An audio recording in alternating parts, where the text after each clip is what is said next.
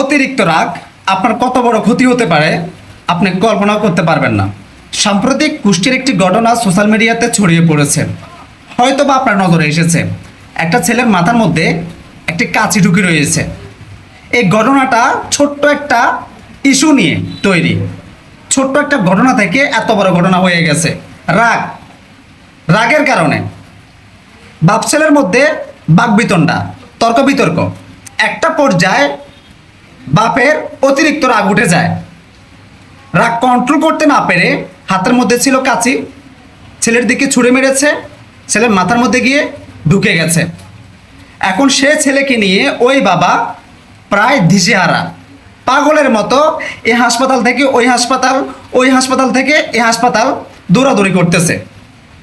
কথা হচ্ছে ভাই, যখন আপনার রাগ উঠেছিল তখন আপনার উচিত ছিল রাগটাকে কন্ট্রোল করার, নিয়ন্ত্রণে রাখার।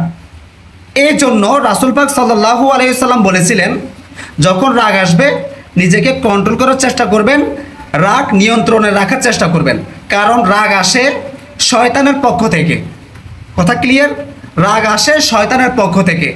যখন রাগ আসবে রাসূল পাক সাল্লাল্লাহু আলাইহি সাল্লাম বলেছেন আউযুবিল্লাহ পড়ার জন্য। তো এই জন্য রাগকে সব সময় নিয়ন্ত্রণে রাখার চেষ্টা করবেন। রাগ হচ্ছে ধ্বংসের মূল কারণ। আশা করছি আপনারা বুঝতে পেরেছেন। ভিডিওটি শেয়ার করে দিবেন।